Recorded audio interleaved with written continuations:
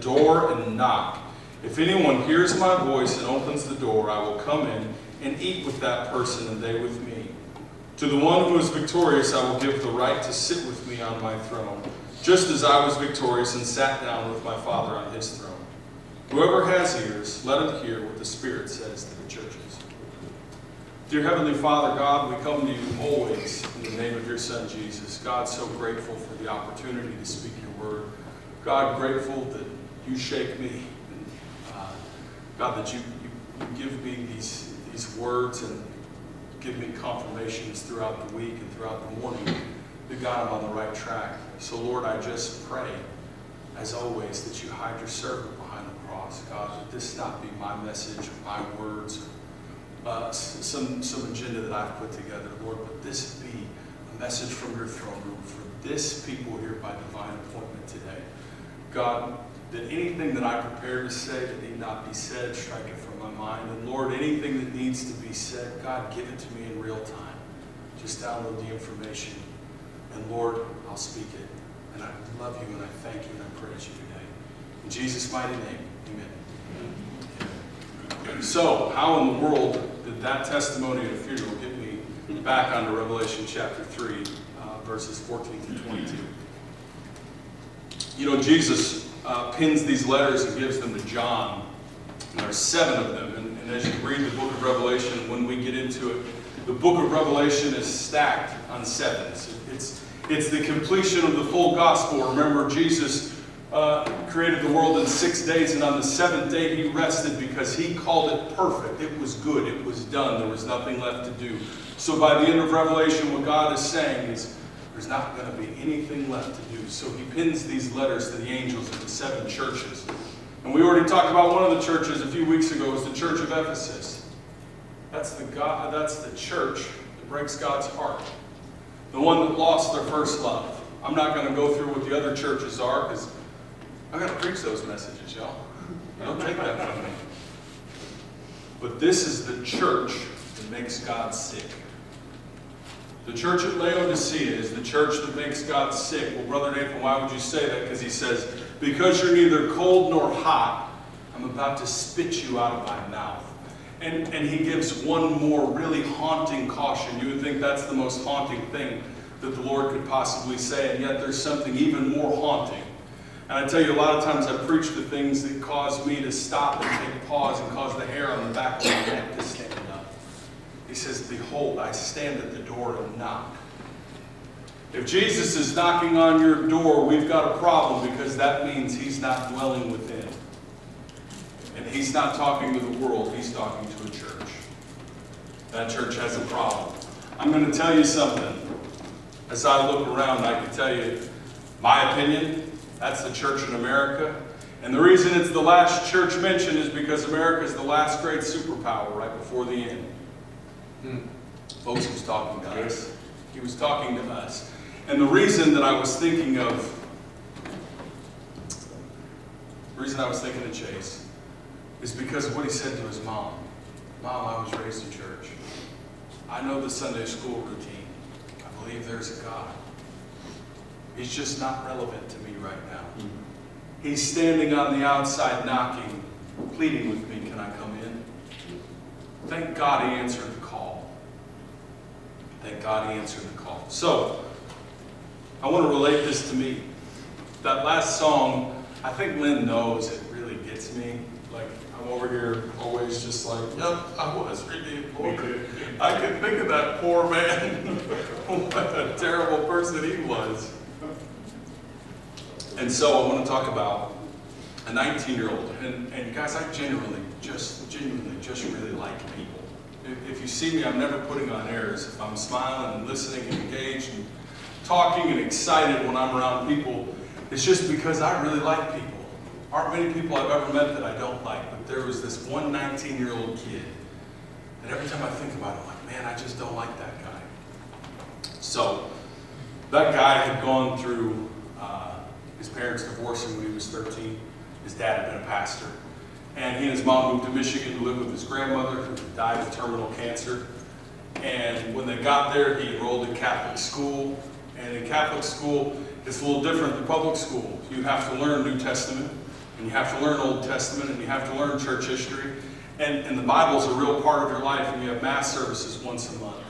And you pray before every class, and they take prayer requests. Now, they pray prayers straight out of the Bible and prayers that, originate, I don't know where. But we're not going to get into all that, but they pray. And so, hey, that was great for me because I already knew the Bible. Old Testament, New Testament were easy for me. I love those classes. That was an easy A. I had friends that like D-. I'm like, what in the world? You're raised in church. You can't do this. You got a problem. They're going to cut you off from this school. This kid loved those classes. He went to an Assemblies of God style church. And he was the president of the youth group for a couple of years. And I prayed that the kids in that youth group forgive me for being a terrible leader to them, being a terrible friend, because I wasn't where I was supposed to be. I was still angry. I held bitterness for the fact that my parents had divorced when I was a 13-year-old kid. Bitterness for the fact that I had now moved across the country twice in my life and had to make new friends.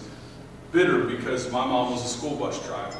I went to a Catholic school full of kids whose parents were CEOs of companies, and they were high-level engineers. One of my best friends in high school's dad was the national rep for Titleist golf, and so they lived in a huge house, and the next-door neighbor was the head basketball coach at Oakland University, and they had a full basketball court that was tiled outside with these gorilla goals. Another friend of mine's dad was the head of the safety chair of General Motors internationally.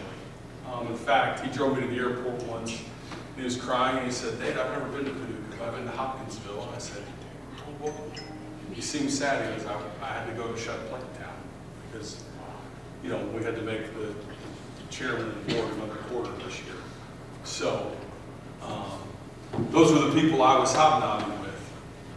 My mom was a bus driver. I had one pair of khaki pants and one uniform shirt, and we washed them every night, and everybody there knew it, and I knew it, and I was bitter about it. My grandmother, who I had never really had a relationship with, had terminal cancer now, and she was mine to take care of, and I didn't mind taking care of her. She was vulnerable finally. We got to spend time together. And I've told you guys this, my senior year, she had really taken a turn, and she said, "I just want to see you graduate high school, my boy, and then I can go be with the Lord." Well, October the 14th, 2002, early in my senior year, she went on to be with the Lord. And I got bitter. I got angry. But I could still play the part, right? Yeah. When I was in front of people, I was still good Christian Nate. I knew the Old Testament and the New Testament because I had learned it in Sunday school, vacation Bible school. I had sat under a pastor for the first 13 years of my life. I attended church every Sunday and every Wednesday, and I knew the Bible backward and forward. I knew when to stand, when to sit, when to sing, and when to be quiet. So flash forward, I was 19, and I was at a real crossroads in life. God, I just don't know what to do. I feel uncomfortable. And at that point, my mouth had become very vulgar. I was someone who just really did not like cursing, and yet I found it coming out of my mouth. My friends had all gone off to college, and I was making new friends. And the things I was putting in front of me, kids, don't put those things in front of you. They'll destroy you from the inside. I was not someone that God was pleased with. Now here's the thing. I believed there was a God. I believed He was the God of the Bible. Had someone told me that I was wrong, I would have sat and debated them until the cows come home. Any of you ever been there? But Jesus Christ was irrelevant to my life.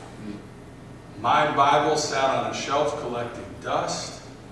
I never bothered to pray, never considered what was going on. And eventually, I'll never forget, my mom came down one day and she said, "Hey, we've got to go to church." And I said, "I'm not going. I'm going to sit here and watch Sunday morning NFL Countdown." And she said, "Get up, we're going to church." I said, "Mom, I'm going to do you a favor. I'll make a deal with you."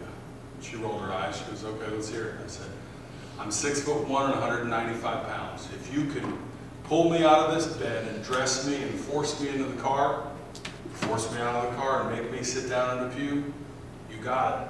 I'll go with you." She pulled on my arm for a minute and she realized this isn't going anywhere. I'm surprised she didn't slap me. Stopped going to church. Told her I just don't like that church. Anybody ever been to that? I just don't like that churches. Yeah. So we started trying other churches, and occasionally I think, oh, that was a good message. I'll file that one away. It was all pretend. So I had an aunt and an uncle. They were living between Richmond, Virginia, and Washington, D.C., and I went to see them. They were on fire for the Lord, and they ran home groups. They ran Sunday school. They did all these things for a big church out there. And they would like force me to fly out and like go to that stuff because they knew there's something not right. He smiles, he's polite, he knows the word, but there's something wrong there. And I can't put my finger on it. And so one day my aunt was driving me to the airport, Richmond Airport, and she said, I need to ask you a question. I said, okay. She and I were very close. She never had kids, so I was like hers. I was like her own. She said, are you saved? What? You know what you do when you're really bothered by a question? You deflect. You get angry. But what? Why would you ask me that? Because you're important to me. So, well, if I'm important to you, we don't need to talk about this. Like, leave me alone, right? And she said, I'm serious. I'm not putting you on a plane to Detroit. If I don't know that you're saved and that thing could crash between here and there, you matter too much to me. And so we talked about it. We had a give and take. And she explained the difference between just believing in God and having a relationship with Jesus Christ where you announce that he's Lord. See, that was the name I didn't want to say. God could come off my lips very easily, but when the name Jesus came, I'd get real uncomfortable. So I prayed a prayer with her that day to make her feel better. Now I can get on my plane and go home. Man, I don't like that kid. You guys wouldn't like that kid either. But you were nice to him. He showed up, flew in here. One summer, his dad was the pastor of this church, and his dad was the person he had all the problems with. All of the unresolved issues. If you're such a good Christian, how did our family break up? If you're living what you're preaching, how come we weren't living it at home? If you're so great and everybody thinks you're so wonderful, then why do I live 800 miles away and I get to see you 2 weeks later? Right? My problem was equally with Christ. It was equally with the person. Because I was wanting to watch their Christianity play out and judge them. And so I was sitting right behind Judy and right in front of Braden and Jace. Right next to Molly. That little corner I was sitting in. Probably tell you who was sitting with me that day. And my dad preached. And when he's good, man, he's good. And I felt it. I started feeling like, oh, he's talking to me today. He doesn't even know he's talking to me. And I didn't come forward. I just sat back there. But they gave the altar call. And I thought, Lord, if you're real, I need to know it. I don't want to play anymore. I don't want to pretend. I feel so lonely and so lost, and my life's going nowhere. You got to change the facts of this. You got to show me you're real. Wasn't much later than that. My dad and I finally had our moment in court. The only question he asked me is, you've applied to all these colleges all over the country to transfer to. Have you thought about Murray State? That seems like an innocent little question, right? But in my mind, the question was, have you considered coming and staying with me? And boy, I let him have it. I let him have 6 years of pent-up anger and aggression. I let him have 19 years of thinking he was a hypocrite. I let him have all the criticism that I had for the whole world. I just let him have it in that moment. And I was terrified of my father. And you know what? He still gets a look on his face. I'm like, hey, Dad, okay. We're cool. That day I wasn't afraid. I was mad. I was mad at God for my circumstance. I was mad at Christ because I didn't understand why I was where I was at. And I was mad at the man standing in front of me for peddling this and not making it come alive in my life. And I got it all out. And I felt the Lord say, you're going to Murray State. Of all the places I've applied, I gotta go here. Okay. We got on that day and drove to the bursar's office. I went to Murray State. I flew in. You all welcomed me, and now here we are. What was it, from 2005 to 2023, 18 years later? You still let me show up every Sunday and Wednesday, so I appreciate it, everyone. What was the problem with that kid? What was his problem? He had enough gospel inside to save all of Africa. But the gospel never got real inside of him because he had wrong focus. He had become complacent. He was neither hot nor cold. And so he was someone that God was spitting out of his mouth. And someone who Christ was saying, buddy, I'm here knocking. I'm beating on the door. I'm desperate to save you. But you got to let me in. I'm not going to kick the thing down. You've got to open it. And once I come in, everything's going to change. Now, if you still don't like me, that's on you. I've gotten to like myself a lot better in the last 19 years. But man, I didn't like that 19-year-old kid. And so when we sing the song Redeemed, all I think about is him. And man, I'm glad he's gone. Because you wouldn't like him very much. He was a phony and a chameleon and a liar, and he was not someone who believed in or trusted in the Lord to get from breath to breath, from step to step, from day to day. We've got another testimony, and I'm not going to give you names, but a friend of mine has a son who's been in prison, wrongfully in prison, and they've been battling with it the last couple of years, and every day is a journey. Every day they wake up in a new adventure, and every day is fighting that feeling of, God, why did you let this happen? So this week it had kind of been one of those weeks where it was all, that was the fault line, and the earthquake was coming to their household. And so we talked about it and we prayed and said, remember, you're fighting the enemy who's fighting your family, not fighting your family. And the next day, my mother-in-law came into my kitchen and she said, have you talked to your buddy? And I said, no. I mean, I talked to him yesterday. It wasn't that great a conversation. What? And she said, call him. So I did. He said, Nate, my son went into prison a skeptic. Someone who didn't really believe in Jesus. Someone who that wasn't a real part of his life. When I got home Wednesday, I found out that he's been saved in jail and been baptized. And he told me from his own mouth, I would have never gotten here if I wasn't here. We talked about Paul saw prison bars as a suggestion. He found himself constantly in the presence of opportunity. Well, guess what? We create the prisons we live in. He can be in prison and have a relationship with Christ that's going to save him from everlasting to everlasting, while we walk around free, complacent, grumbling and moaning about how terrible and how weak our lives are. And that's on us. So, I want to read you something really quick, and then I'm going to get to preaching. Hope you don't mind.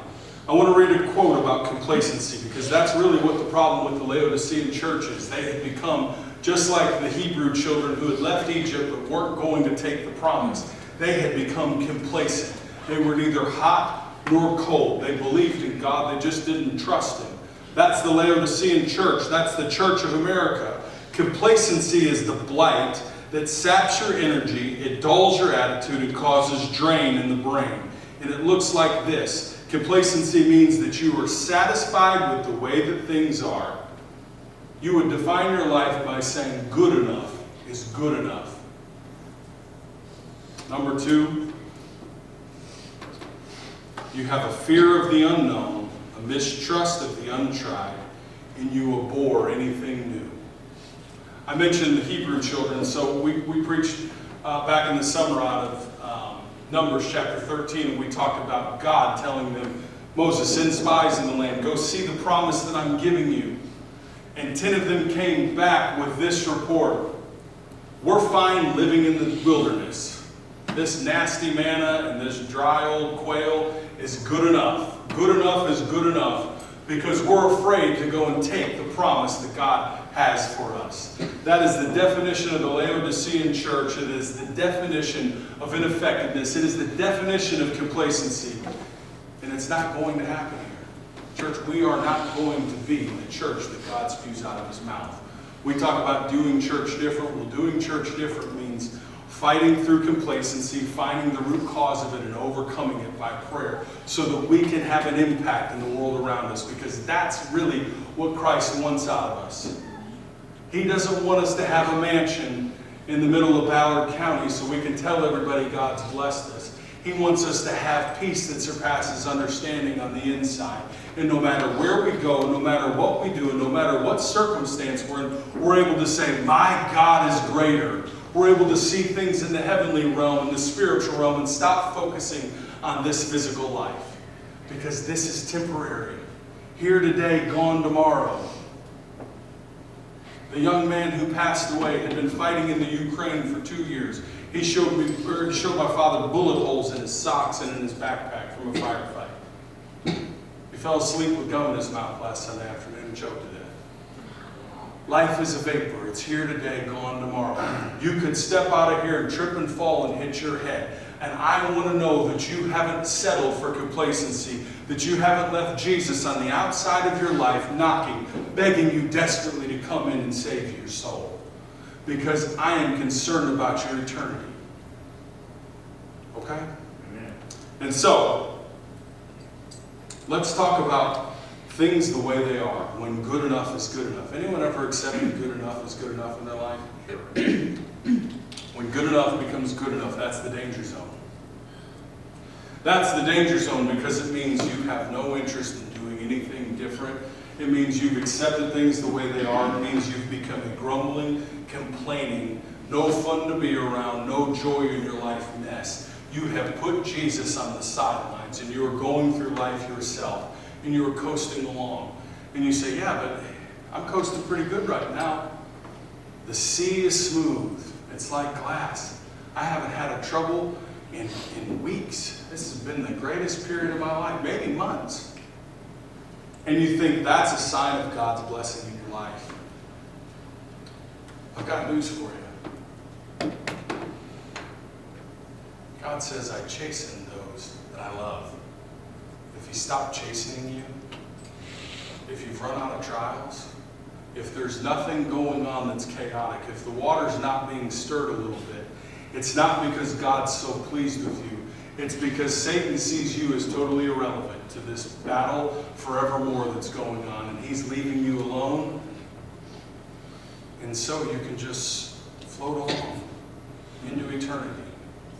He's already got you. If your life becomes easy, if you're not facing trials from time to time, if there's no storms coming, you've fallen into irrelevancy. Who wants to have their life defined by being irrelevant? Church, I'm going to tell you, I'm never going to accept good enough as good enough. Right? We're never going to get to a point where I think, well, that program's running fine. Let's just keep doing that and we're good. That's not who I am as a person. If you get to a point where you think, Pastor, leave us alone. Good enough is good enough. I'm going to challenge you. And when you say, no, good enough is good enough, I'm going to say, well, on to the next spot. Because you're irrelevant. You're irrelevant in the kingdom of God. You're irrelevant in the city of Wickliffe. You're irrelevant in the battle forevermore. Don't accept good enough in your life if you think things are good enough. I heard someone say once, if the wheel wasn't broke, don't fix it.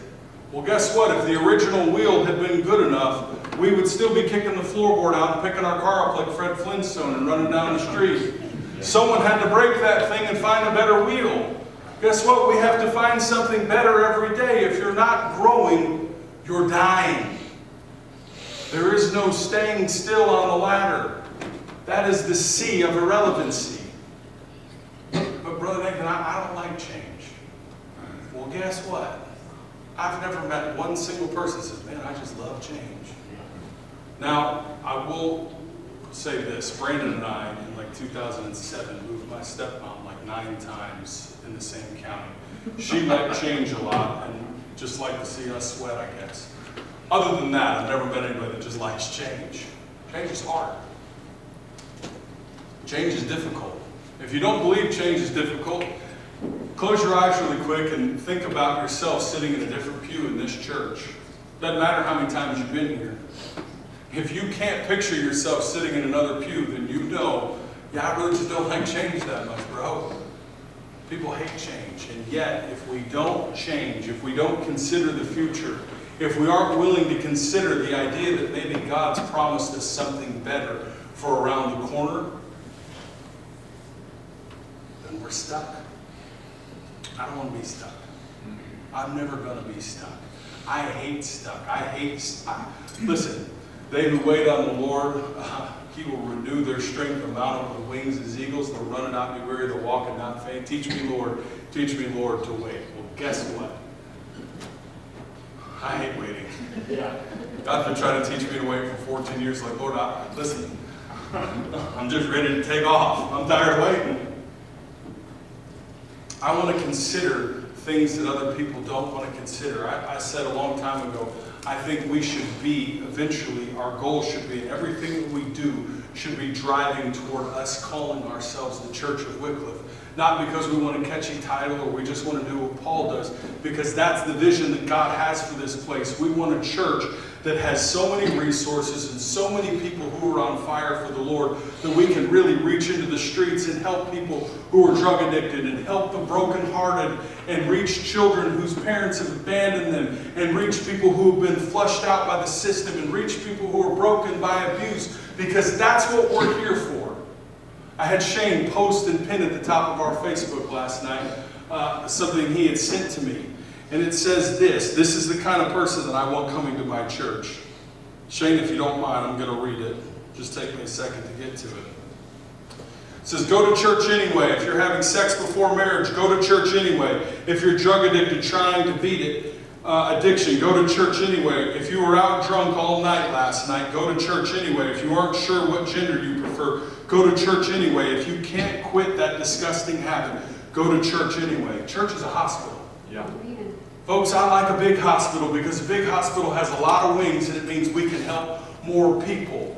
I get tired of hearing our for and no more, and that's not the way we did it. I've been to churches like that, and guess what? They're going to be just as irrelevant 50 years from now as they are today, as they were 50 years ago. You'll see the same 25 people sitting in the pew arguing about what color we want the next set of tiles to be in the bathroom. Who cares?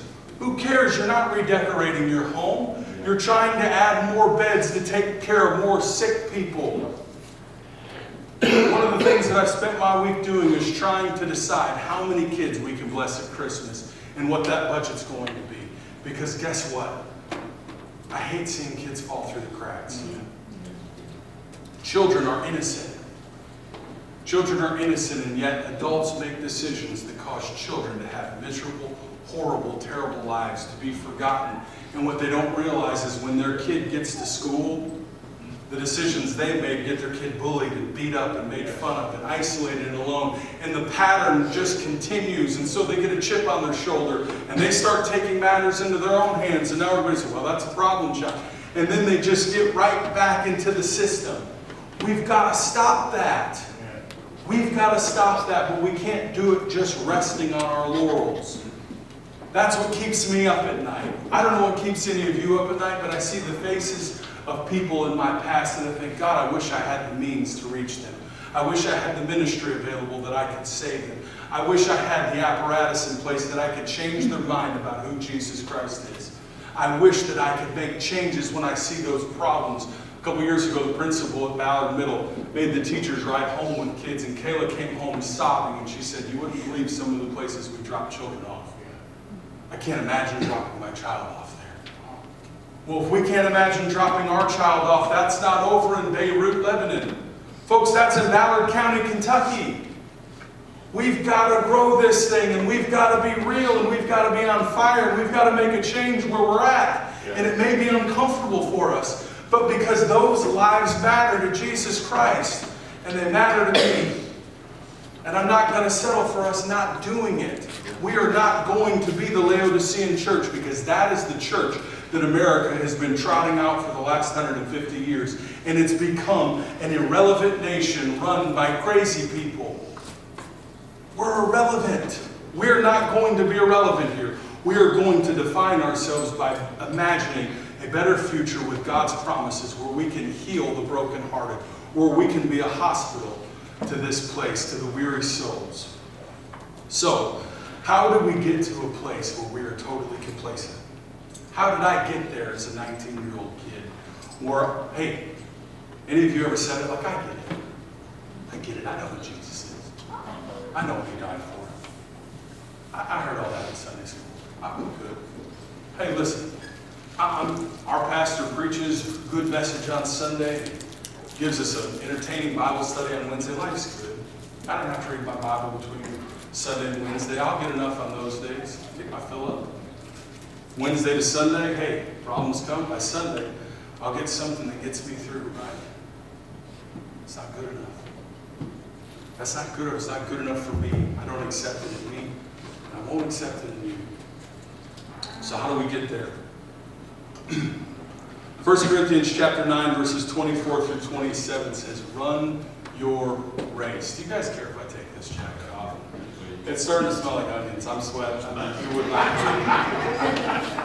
Hey, listen, if you think I'm sweating now, we got a business meeting. I got to read all this stuff. Whew. I'd rather beat my finger with a hammer than all that.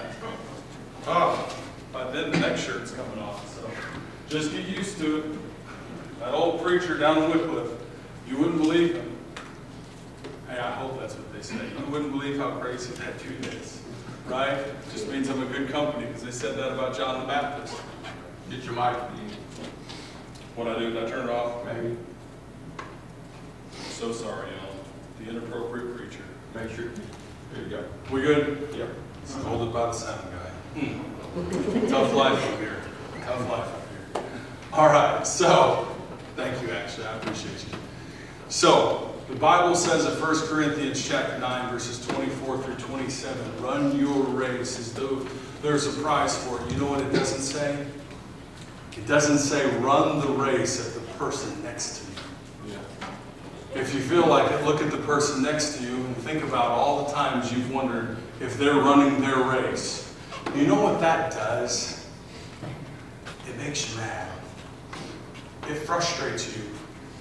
And here's the thing. You could be running as hard and as fast as possible and doing exactly what God's called you to do.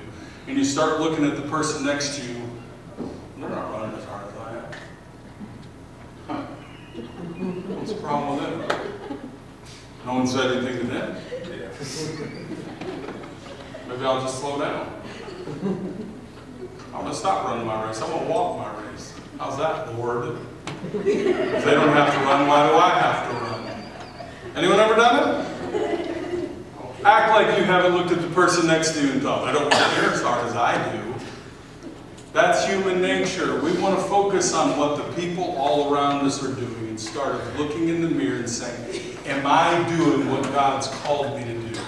People, if you think I don't know, I run a hotel, I've run it for 14 years, and I hear some version of that nonsense every single day. Well, I organize the car room because no one else will, and I'll stop doing it if they won't do it. I don't care. It's been here 14 years. That car room is run just the same way. If you stop doing it, someone else will start doing it. It doesn't matter. Is that a threat? I'm like, okay. People, stop focusing on the person next to you. Jesus didn't call you to run their race. He called you to run yours. Your salvation isn't determined based on what they do. Your relationship with Christ isn't determined based on what they do. It is only determined based on what you do. God has called you to do certain things, and if you stop running because the person next to you is walking, Jesus isn't going to say, yeah, I get it. You were just frustrated. Right? You were just frustrated, so you stopped. Hey, that's okay. No, you want to hear that? Go to Houston. Fill the Compact Center. He'll tell you it's just okay. It's just okay if you stand in the grocery line, you get a little upset. God's still got a mansion for you. He'll get you a silk tie and a cane suit. We're not about that life. I don't care what the person next to you is doing. You run the race that God has called you to do. Keep your focus on the Lord. You run as hard as possible. If Paul had been worried about what everybody else was doing, he wouldn't have traveled probably 5,000 miles, been shipwrecked, stoned, beaten half to death, and still said, I've got to get to Rome. The prayer of my life is that I can get to Rome. You know how he got to Rome? In a jail cell. And what he said when he got to that jail cell is, all of the saints here greet you, especially those in Caesar's house. Why did he want to get to Rome? Because he wanted to get the gospel to the highest level of the world. Because he was busy running his race, not worrying about where Peter was running, or where John was running, or where James was running, or where Barnabas was running, or Luke was running, or Silas was running. He was running Paul's race. If you start running the race of the person next to you, number one, you're going to get to the wrong finish line. If you start walking because they're walking, you're never going to get there. And Jesus Christ is going to say to you, I spewed you out of my mouth because you got complacent. And you started worrying about the wrong things. I gave you a job to do, and I didn't ask you if the person next to you is doing it. I asked, are you doing what I've called you to do? Church, we got to wake up. We've got to wake up, and the time is almost now. The time is almost now. The things that the prophets have been speaking about for thousands of years are playing out on CNN headline news. Jesus Christ is coming soon. No matter how you slice it or dice it, we are on the doorstep of eternity. Run your race and forget about your neighbor. If they're walking, just keep lapping them.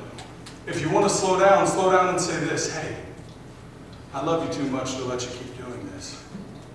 Run with me. Stop walking. Stop walking, run with me. Find the Lord, find His purpose in your life. Let's start running together, right? That's encouragement. But going to the neighbor on the other side and saying, can you believe how slow they walk? Don't act like we don't do it. That's who we are as people. God hates a gossip. Yeah. God hates when we get sidetracked, worried about everybody else. Get tunnel vision on Him. Number two, that wrong focus continues with a me-centric gospel. They talk about wolves coming in sheep's clothing, tickling ears in the end times, in the last days. That's what ministers will be doing. They'll be trying to convince you of things that are not so. They're trying to convince you that this gospel is all about you.